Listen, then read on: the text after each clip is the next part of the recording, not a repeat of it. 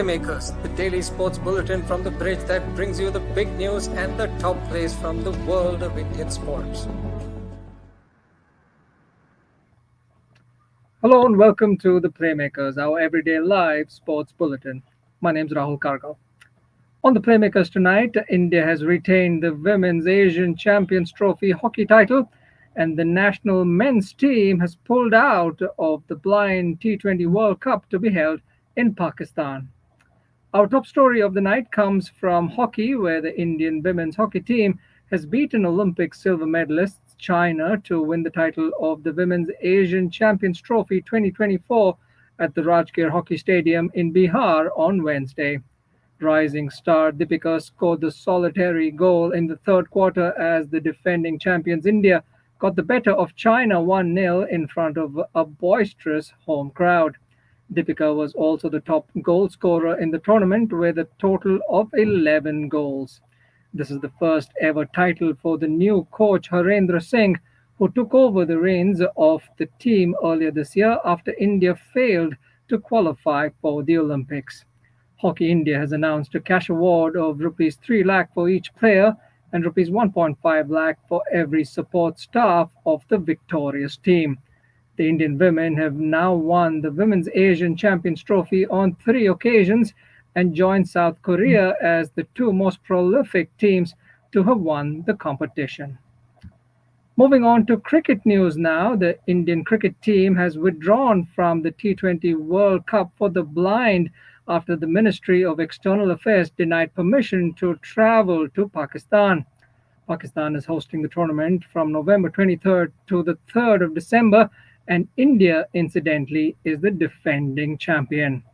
Joining us live on the program is Dr. Mahantesh, who is the chairman of the Cricket Association for the Blind in India. Dr. Mahantesh, thank you for speaking to the bridge tonight. Thank you, Rahul. Hi, good evening, all the viewers.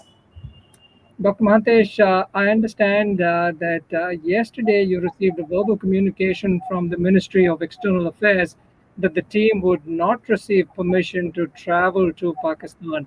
Have you received any form of written communication as of now tonight? To begin, let me congratulate the girls for making India proud by winning the Asia Championship. Emerged as undefeated throughout. So let us start with the good news. So I'm very happy entire Cabby team joins in congratulating them.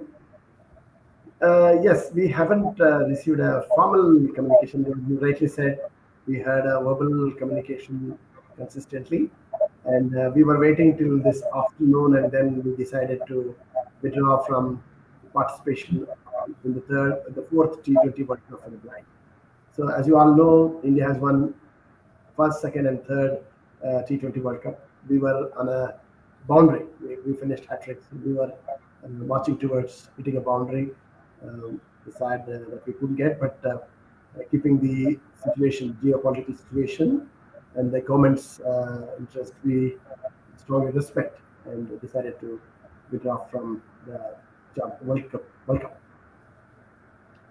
Yes, it's unfortunate, isn't it? And I would imagine that the team would obviously be disappointed at not being able to travel to defend the title.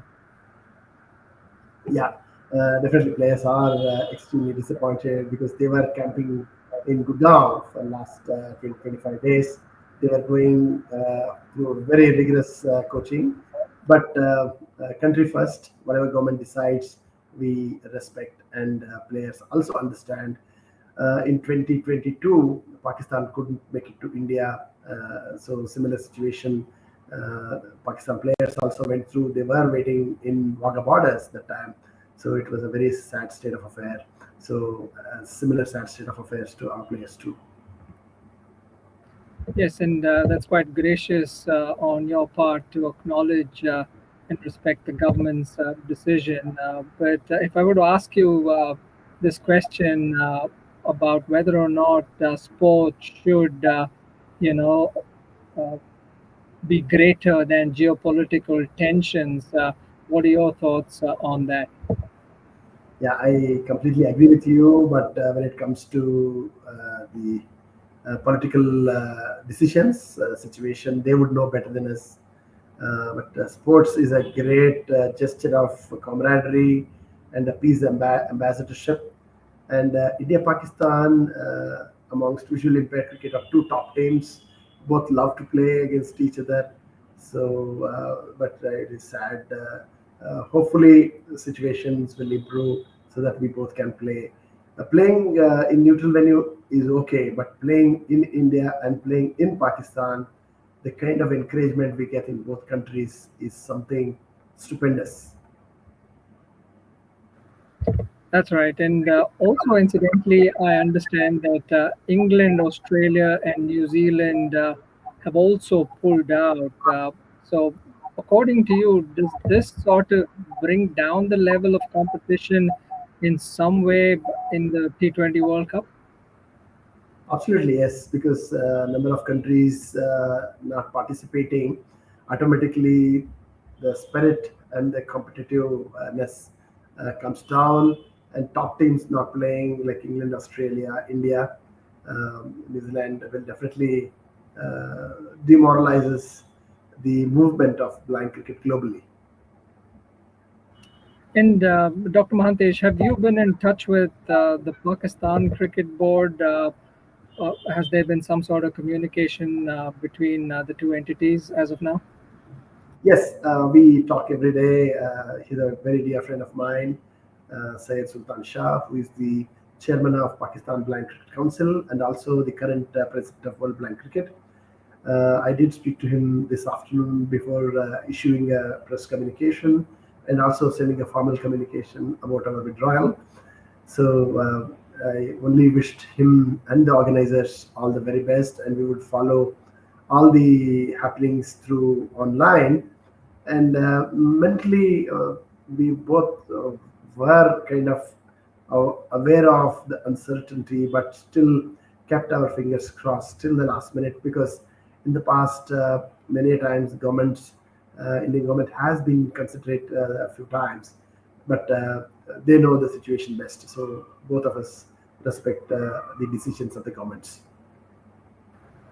Uh, do the people across the border with the Pakistan board share the sentiments of the Indian cricket team? Do they share the similar levels of frustration? I'm sure that they would, they would have loved to have played India in the World Cup. Yes, they are extremely disturbed and disappointed. They were looking forward to play with us, and India was very keen to go there and give a stiff competition and defend the title. And beating Pakistan was major interest in all our players. Pakistan is always the best team, but one thing which we have not achieved is we haven't beaten them in their home ground. So that was one pending was there. So our players were very well prepared, and the game would have decided. Talking about the preparations of the players themselves, Dr. Mahantesh, can you give us a little bit of an insight about the nature of preparations that were in place in the lead up to the World Cup on the Indian front? Yes, we did started our preparation early this year itself, selecting the best of the players, creating a best national team. We took them to US also, had a lot of conditioning events there. And last 20-25 days, they were camping in Gurgaon, closer to the climatic situation of Pakistan. And they went through a rigorous coaching camp, hired a professional coach who is BCCI certified coach and also a physio with full-fledged support system, hired the turf wicket, uh, organized a lot of resources to look after them, flew them, we had to flew them back, we were going to Pakistan. So overall, we were very, very well prepared, and this preparation will not go waste. They are very well trained now, they are fit, and very well prepared team. They can take any challenges now. So, given that they will not be traveling now for the T20 World Cup, what's in store for the Indian cricket team next? Yeah, we have relooked our strategies, and now we are gearing up to have a few bilateral tournaments. A couple of teams we want to invite them to India, and we also would be sending Indian team to a couple of countries abroad. And we also are motivating women because next year India will be hosting the first ever women T20 World Cup for the blind. So we would put all our resources and start focusing towards the future. And that's an interesting point that you make the first ever Women's T20 World Cup for the visually impaired being hosted by India. Uh, what are the timelines that you're looking at, and which cities would probably be hosting this Yeah, we would be hosting this in New Delhi, mostly early November. in 2025, correct? Correct. All right. Dr. Mahantesh, thank you very much for taking the time to appear on the program live tonight and for sharing your thoughts on this development. Thank you so much, Rahul. I would like to thank the media for having me and promoting cricket for the blind. I request all the viewers support and encourage blind cricket. If you find any blind, encourage them to play and follow cricket in general and blind cricket in particular. Thank you so much. That was Dr. Mahantesh, the chairman of the Cricket Association for the Blind in India. Moving on, news from badminton now, and at the China Masters 2024 at Shenzhen, China, India's Lakshya Sen got the better of Malaysia's Li Zijia in the opening round in a closely contested three-game encounter. PV Sindhu, meanwhile, looked in fine touch as she edged out Thailand's Busanan Ongbangrupan 21-17 and 21-19. Also, Malvika Bansod earned a hard-fought three-game victory over Denmark's Line Højmark Jarsfeld 2022, 23-21, and 21-16. In the women's doubles, the Indian pair of Teresa Gayatri beat the Chinese Taipei duo of Hu and Zheng. Elsewhere in football, the reigning FIFA World Cup champions Argentina, featuring the legendary Lionel Messi, will play an international friendly in Kerala in early 2025, and this was confirmed by the state's sports minister V. Abdurrahim on Wednesday. The match will be conducted under the supervision of the Kerala government, with the state administration monitoring the game, providing security and taking full ownership of the arrangements. Speaking at a press conference in Kochi, Abdurrahim said, and I quote, "The world's number one football team, Argentina, comprising Lionel Messi, is coming to Kerala. All the financial assistance for organizing this high-profile football event will be provided by the traders of the state." The Argentinian Football Association is expected to make an announcement in this regard soon. The team is likely to visit Kerala at the beginning of the next year.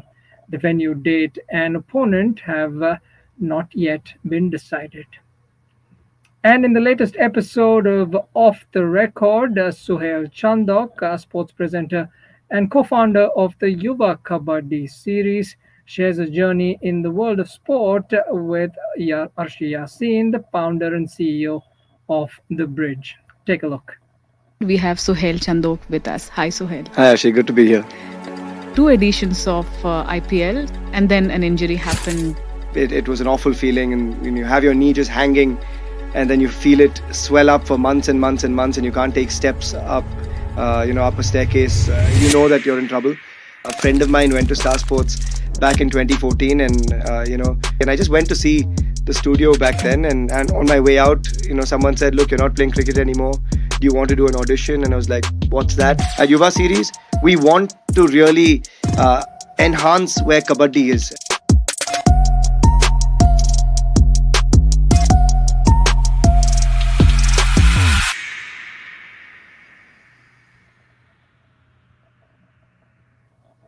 You can watch the full video from the Off the Record series featuring Suhail Chandok on our YouTube channel.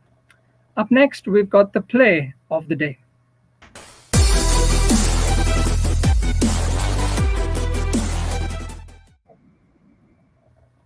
And finally, our play of the day comes from the Women's Asian Champions Trophy 2024 at the Rajgir Hockey Stadium in Bihar on Wednesday, where India got the better of China 1-0. Rising star Deepika scored the all-important goal in the third quarter, and for finishing the tournament as the top scorer with 11 goals and for finding the back of the net in the final. Deepika's match-winning goal that helped India defend its Women's Asian Champions Trophy is our play of the day. And that's all that I have for you on the Playmakers tonight. Do subscribe and hit the bell icon to be notified every time we bring you the news live on YouTube. My name's Rahul Kargal. Thanks for watching. Until next time, goodbye and good luck.